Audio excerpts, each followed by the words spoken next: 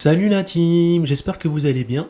Aujourd'hui on se retrouve pour une nouvelle vidéo et on va découvrir plus en détail la nouvelle puce qui va équiper l'Oculus Quest, la puce Snapdragon XR2. Donc n'hésitez pas à liker, à vous abonner à la chaîne, à mettre un petit pouce bleu. Donc on va commencer maintenant. Donc on voit que cette puce offre des performances pour la réalité augmentée et la VR. Donc ce qu'il faut savoir, c'est que la puce R1 a été annoncée en 2018 étant une puce d'entrée de gamme. Et la puce EC2 donc, va être une puce plutôt parée vers le haut de gamme, on va dire. Ensuite, ce qu'il faut savoir, c'est que concrètement, la puce XR2 peut gérer des résolutions natives de 2,5 x 2,5K par œil avec une fréquence de rafraîchissement de 120 Hz par seconde, 120 images par seconde, et une résolution de 3K x 3K par œil. Donc concrètement du 2880 x 2880 pour être plus précis, à 90 images par seconde.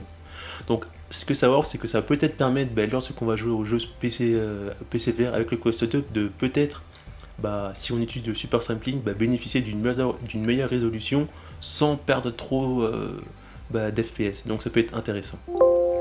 Après, à voir si à la longue, ça soit vraiment super bien.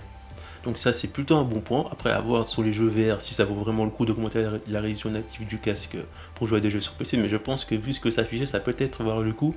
Et je pense qu'on va peut-être pas perdre beaucoup d'FPS en faisant ça. Donc aussi elle gère aussi la résolution 8K en 60 fps ou en 4K 120 fps. Donc ça ne nous concerne pas, mais c'est bien de le rappeler. Ensuite on va parler des suivis des yeux, reconnaissance focale, etc.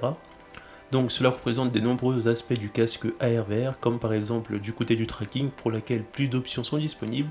Donc ce qu'il faut savoir, c'est que le Snapdragon 835 ne pouvait faire fonctionner que 4 caméras. Le XR1, qui est le prédécesseur du XR2, pouvait seulement en faire 3. Mais le XR2 en gère jusqu'à 7 à la fois, donc on voit que c'est une belle avancée technologique. 12 possibilités au total, 7 activées simultanément. Donc voilà, donc c'est intéressant à notifier. Et on va terminer par un dernier petit truc que je trouve intéressant à dire. Ça va être à peu près ici, je crois. Donc on peut voir que Snapdragon XR2 est naturellement compatible avec la 5G grâce à son modem X55 en 2 versions de la puce proposée.